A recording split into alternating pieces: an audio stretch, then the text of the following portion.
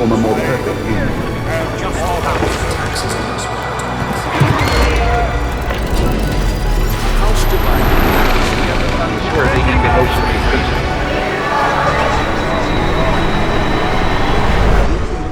To each other, our lives, our fortune, and our sacred honor. Those who would give up essential liberty to purchase a little temporary safety deserve neither liberty nor safety. There's something about Benjamin Franklin that embodies the soul of America. He's a window into the American mind. It's not a stretch to call him a lawgiver, in the ancient sense, of one who helps to shape the character of a people and their habits. He preached a model of the self-made individual, and he lived that story himself. His life from his birth in 1706 to his death in 1790 spanned the formation of the American nation as we know it. His self-described rags to riches story begins in Puritan Boston. At the age of 12, he's indentured as a servant to his brother James, who's printer of the New England Courant, a radical paper for the time. He anonymously penned the Silence Do-Good essays. He would slip them under the door of the print shop. And those essays demonstrated his genius and keen insight into different character types. He was impious and funny. In one letter, Silence describes losing her father, who comes above deck to praise God for his safe travel across the Atlantic Ocean, and he's suddenly washed overboard by a huge wave. Franklin was stubborn and even a troublemaker. He liked to argue, to embarrass others in disputes, and especially over religion and politics, and he mocked the Puritan establishment. But Ben's genius cost him, both with the authorities and his brother, who placed Ben in charge of the paper when he was jailed for his politics. James was abusive and often beat his younger brother. And Franklin ran away, breaking the terms.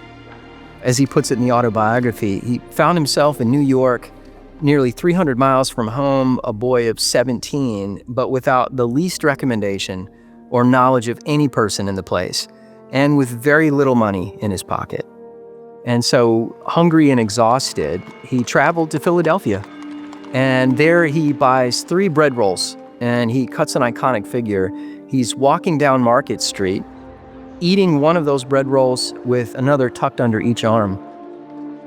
As an 18-year-old, he embarked on a trip to London to acquire printing materials. But he found himself betrayed, without credit, and stranded. And while he learned much in London, Franklin was unsettled with the elements of his life. He records them as errata in his autobiography. He asked how he could be truly happy and achieve the greatest perfection possible. At the age of 20, he wrote a plan of conduct on his voyage home to guide his future behavior, with the goal of becoming, as he says, both good and great, both happy and esteemed in society. Calls it the favor of God and man. Ambition, he concluded, must be educated by a steady resolution to both industry and frugality. It required a material basis. And so rather than war against human nature, Franklin sought to cultivate it as one would a garden. And he gives the same example for Philadelphia, which he compares to a garden. After acquiring the Pennsylvania Gazette, one of only 2 papers in the city, he launched the successful Poor Richard's Almanac. He included famous sayings to educate his readers, such as, "Early to bed, early to rise makes a man healthy, wealthy, and wise." To succeed in this new world, different virtues would be needed. And Franklin constructed a list of ancient Christian and commercial virtues. He combined them, and then he also added a method to achieve them. But importantly, he couldn't do it all alone. Humans, he wrote, were social creatures, both naturally selfish as well as benevolent. And the self-interested desires for profit and praise could be channeled into public projects that benefited everyone. He helped to found the Junto, a group of young citizens who met to discuss philosophy, morals, and public improvement. They would present papers before everyone at their meetings. Thus, Franklin embodies another American ideal of civic associations, which forms the foundation of self-government and Republican habits. He helped to initiate a vibrant civil society, a subscription library, a fire brigade, a fire insurance company, the academy, a hospital, and a militia. He also embodies the American love affair with science.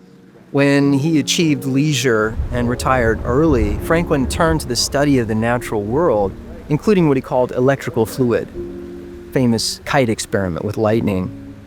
His experiments introduced terms like battery and positive and negative charges that we use today.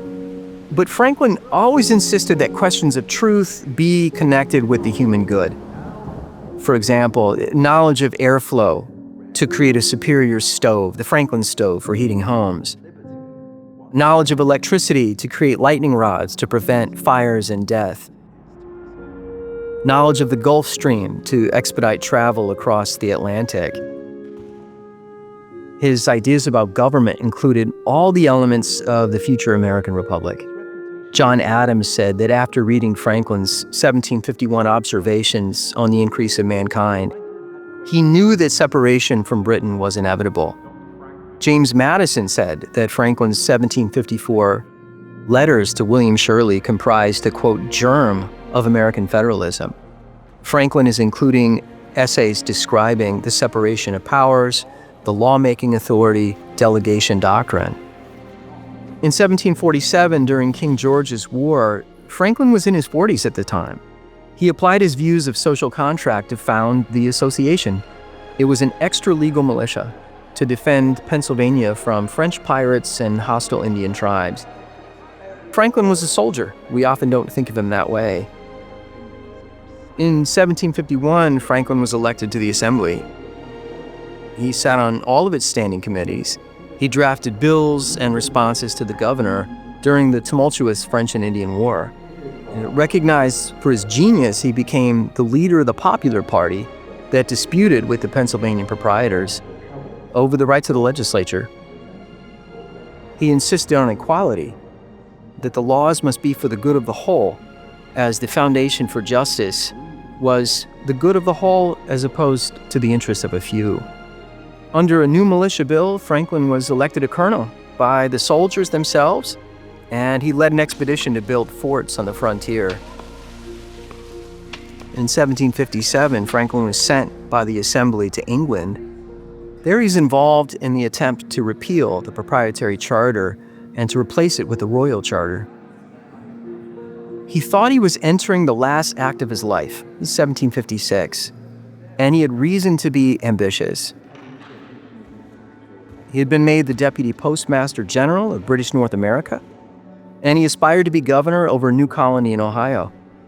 But his mission to make Pennsylvania a royal colony faded in relief to growing quarrels over taxation with Parliament.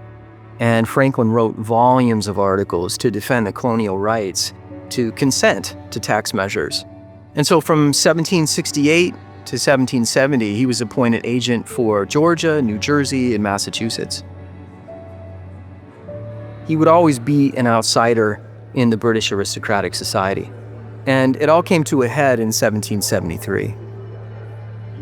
Having secretly obtained letters from Governor Thomas Hutchinson of Massachusetts, he wanted to blame the imperial disputes on Hutchinson. Franklin sent them to leaders in the Massachusetts Assembly, but when the letters created a scandal, he had to admit that he had sent them.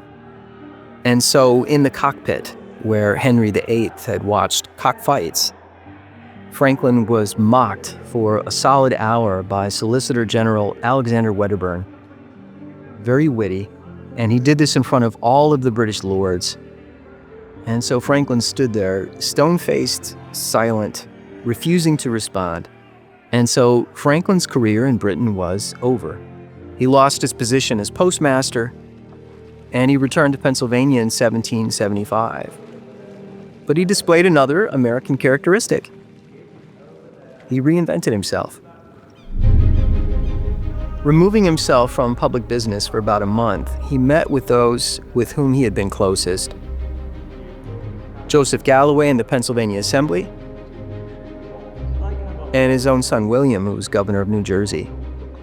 And the three stayed up late drinking, and Franklin then openly announced he was for independence. Neither agreed, and it would be the end of their relationships. As a Tory, William encouraged acts of terror against patriot towns, and Benjamin refused to intervene to release him from prison, his own son. Now Franklin took every opportunity he could to further the break between the two nations. He reorganized the postal system, this is all the age of 70, and served on committees that oversaw petitions to the king, the manufacture of saltpeter for gunpowder, the printing of paper currency, colonial arms and defenses, Indian affairs, foreign affairs. Franklin drafted the Articles of Confederation. He was also re-elected to the Pennsylvania Assembly. He was president of its Constitutional Convention, probably the most radical of all the new state constitutions, the 1776 Constitution that had unicameral legislature. His eyes were so tired he could hardly write at night, and eventually he resigned from several of those committees. But in February 1776, he traveled on a failed frozen mission to entice Canada to revolt with the colonies. He assumed he would die on the journey. It was Franklin's international reputation as a natural philosopher that proved most useful for American diplomacy. He gained access to leading men in foreign nations, Spain, Holland, France, to secretly fund the war. In June 1776, his French friend Jacques Barbeau de Bourg secured a shipment of arms. The United States was caught between a rock and a hard place. It must declare independence to receive aid from France, but it must receive aid to declare independence. And Franklin was on the committee that drafted the Declaration of Independence. Franklin made some key changes to Jefferson's draft. He changed the words sacred and inviolable. We hold these truths to be self-evident, Franklin added. He changed Jefferson's words, reduce them to arbitrary power, to reduce them under absolute despotism. And in his final key role, he accepted the mission to France. Franklin returned home in 1785. His last years were in public service, as much as he wanted to retire. He was elected to 3 consecutive terms as governor and was a delegate to the 1787 Constitutional Convention. He endorsed the new Constitution not as a perfect document, but perhaps as the best that the founders were able.